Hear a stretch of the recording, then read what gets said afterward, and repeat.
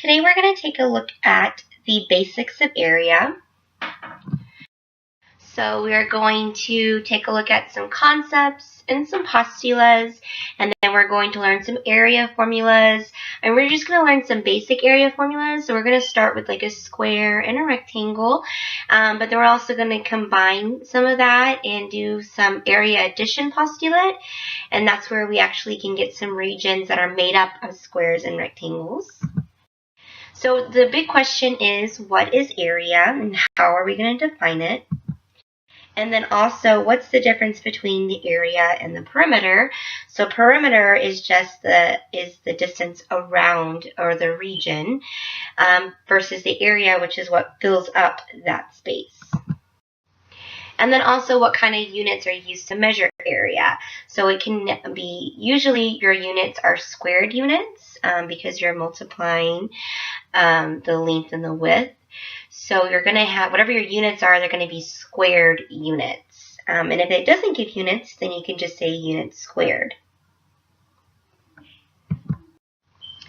All right, so let's start with our definition of area. So area is going to be the number of square units that is needed to cover.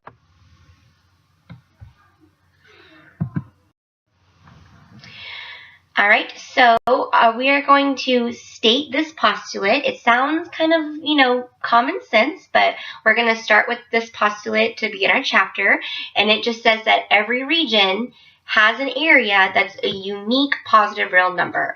And the reason this is important is that if you have a region, it can only have one real area, only one unique number associated with its area. So if that region comes up again, you're not going to get a different number. It's going to be the same number. And that's important because when we learned about congruent, if we have congruent regions, it's basically like that region appearing again. And since each region has a unique area, if you have congruent regions, then they're going to have the same area. All right, our next postulate talks about the area of a square. So the area of a square can be found by the formula of the one length of the side squared. Okay, so you're looking at just the length of one side, which in this formula is called S. So one length of one side squared. So now all the lengths of the sides should be congruent if it is a square. So you just have to pick one side and then square it to find the area. All right, so let's find the area of this square ABCD. So the length of one side is 4 units long, and so we can plug that in for S. And so area is equal to 4 squared, and 4 squared is 16. So area is equal to 16 square units. So this might be the time when you want to start bringing your calculator back to class, because we are going to be doing a lot of arithmetic.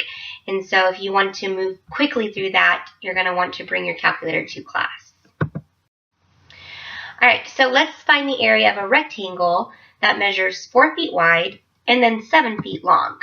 So if we were to start filling up this rectangle, knowing that it is 4 feet wide, so that means it's 4 units wide, and then it's 7 units long, 7 feet long, so we have to fill up 4 7 times, and we end up with 28 feet needed to fill it completely, right?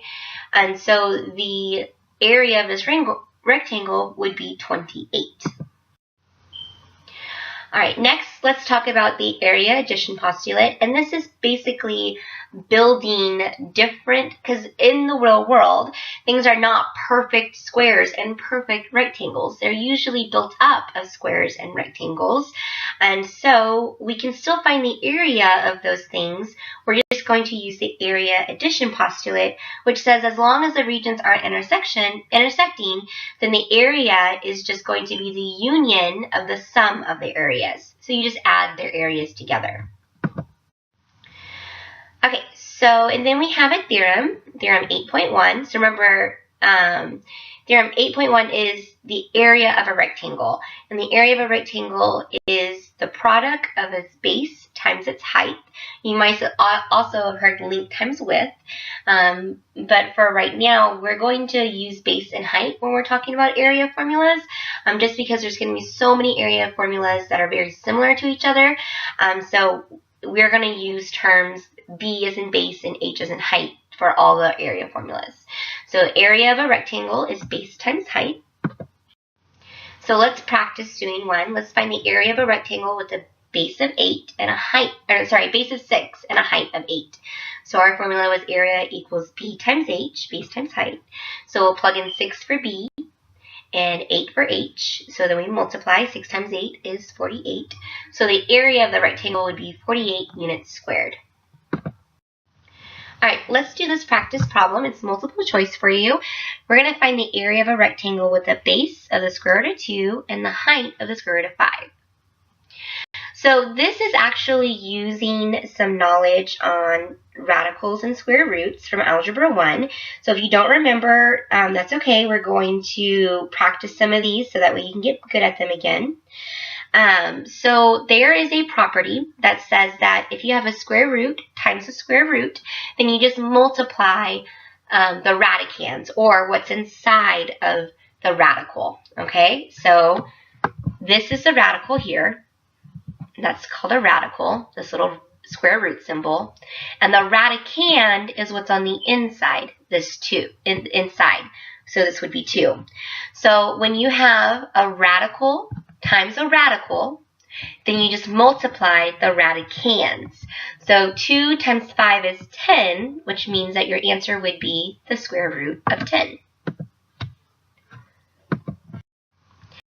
All right, so another one would be find the area of a rectangle where your base is x plus 2 and your height is x minus 2.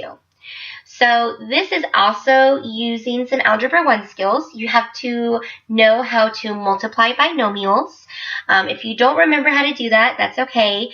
We will review a little bit. You can also look back in Algebra 1 or Algebra 2 videos that I have and look on how to multiply binomials, and you should be able to pick that up as well. You can also look on Khan Academy and look up how to multiply binomials, and it will show you how.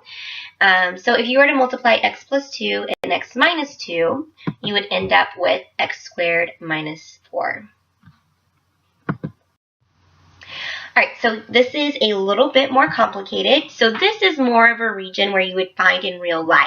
So this could be like the plans for a building or a school. And let's say we wanted to find the area of this region. Okay, so what we're going to do is we're going to split that region up into rectangles. And then we're going to find the area of each rectangle and then add those areas together. So let's go ahead. I use these auxiliary lines to split this figure into rectangles. So all I have to do now is figure out my missing sides. Okay, so let's take a look here. First, this region here, I know that this piece is 2 right here, but what I would like to know is what is this piece right here? Okay, so now this piece right here is congruent to this piece, and this piece is 8. So that means that this piece also has to be 8. So that means that I have 8 times 2, which is 16. So this first little region right here, the area of it is 16. All right, second little piece that I'm going to try to do is this piece here. Now, I know that this long piece is 8. What I don't know is what this little piece is. Now, I know that this whole segment right here is 10, and I know that this segment is 8, which means that this segment has to be 2, which means that this segment has to be 2. So that means that I have 2 times 8 for that region. So 2 times 8 is 16. So I'm going to go ahead and take that 16 and add it to the first 16 that I have. All right, next region I will do is this little piece right here. And this piece is already given to us. We have the 4 right here, and then we have the 1 right here. So 4 times 1 is 4. So we'll go ahead and add that to the 2 16s that we already have. All right, last region that we're going to do is this region. And this region is also given to us. So we have a 2, and then we have an 8. So 2 times 8 is 16. So we're going to add that 16. All right, and then we add those areas up, and we get the total area of our region as 52. All right, let's do another one. Let's do this one here. So this one's kind of fun because it looks like you have a perfect rectangle, and if it was, you could just do 10 times 9.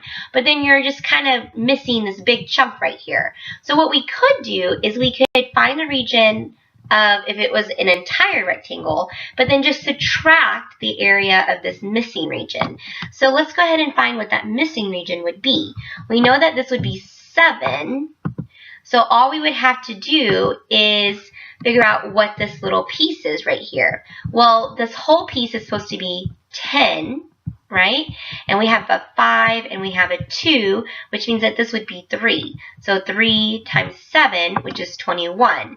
So we're going to take the entire region, which was 9 times 10, or 90, and subtract this region here, which was 3 times 7, 21, and then we get 69 as a region of this region.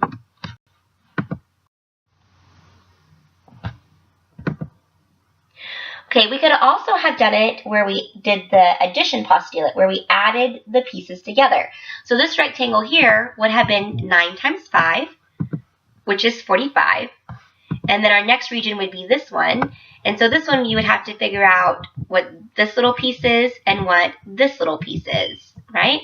So we know that this piece here is 7, and the whole thing is supposed to be 9. So if this piece is 7, that means that this piece would have to be 2. And then this piece here, we would have to figure out, okay? So the whole thing is supposed to be 10, and we have a 5 and we have a 2, which means that this piece is 3. So we have 2 times 3, which is 6. Now for this last region, we know that this piece is 2 and this piece is 10, which means that that region is 20. Oh, no, I'm sorry. It's not 10, it was 9. So 2 times 9 is 18. All right, so we add those areas together and we get 69. So either way, it works. So there's going to be more than one way to solve the area of some regions. All right, let's do this one. All right, so this one you can do either way. You can do the addition postulate, or you can find the area of the whole thing and then subtract the pieces that are missing. Okay, so let's do the addition postulate. So we're going to find the area of this piece here, and it gives it to us, right? 4 and 4, which is 16.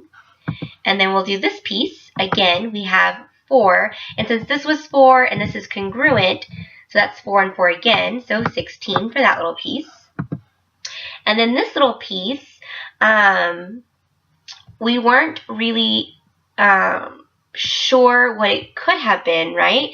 However, we do, actually, we have a 4 here, which is good, but then we don't really know what this little piece is, right? But we are told that this little piece is 2, and if this little piece is 2 and the whole thing is supposed to be 4, then that means this little piece is 2. So we have 2 times 4, which is how we got 8. And this little rectangle is congruent to this rectangle, so that means that that one is 8 as well. And then we're left with this piece. And so this piece, we know that the long piece is 11. And we know that this is 4 and this is 4. And since the whole thing has to be 12, that means that this piece has to be 4. So we get 4 times 11, which is 44. So we'll add those pieces together, and we get 92. All right. So we also could have done subtraction. So the whole thing would have been 12 times 11, which is 132. Now we need to subtract missing pieces. So the first missing piece is that piece there, which would have been the 4, right? And then it would also have been 3. And the reason that it's 3 is because this whole thing was supposed to be 11. And this is 4, and this is 4, which means that this missing piece right here would have to be 3. So we get 3 times 4, which is 12. So this little piece is 12. So we need to subtract that from our original 132. And then we need to subtract this piece. So this piece is 4 times 7, which is 28. So 132 minus 12 minus 28 gives us 92. So again, we get the same answer using two different methods. All right, let's try this one. So let's do the subtraction method. So we'll start with getting the area of the entire thing, so 12 times 10, which is 120. And then we need to subtract the other areas. So let's subtract this area right here. So we know that this entire piece is supposed to be 12 because this piece is 12. The whole piece is 12. So we have a 6 piece and we have a 3 piece, and it's supposed to be equal to 12, which means that this piece is 3. And then they tell us that this piece is 6. So we've got a 3 by 6, which is 18. So we need to subtract 18 from our original 120. And then now we need to subtract this piece. Now that piece is already given to us. It's 3 by 4, which means that it's 12. So we need to subtract 12 from our 120. So 120 minus 18 minus 12 gives us 90. All right, let's do the addition method. So we'll start with this piece. So this piece, we would have to first figure out what this little piece is here, right? Because we have this piece, we have this 6, but we don't have this little piece here. Now, what we could do is that we know that this whole piece right here is 6, right? We know that this whole piece is 6, and that this piece is 4. So 4 plus this missing piece has to equal 6, which means that this has to be 2. So that means we have a 6 by 2, which means we have 12. Now let's move on to this piece. Now this piece, we know that this height is 4, but we don't really know what this piece is. However, we do know that this whole thing is 6, and here's 3 already, which means that this piece has to be 3. So we have a 3 by 4, or 12.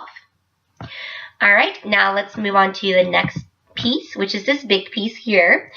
Okay, so we know that this long area is 12, but we don't know what this piece is here. We know that the whole thing is 10, and that this part is 6.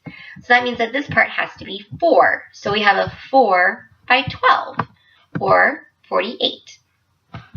Next area is this little area here. We know that we have 6 here and 3 here, so that means it's a 6 by 3, which means it's 18. So we'll add those areas together, and we get 90, just like when we did it the first method. All right, that's it for now. Go ahead and try some problems on your own.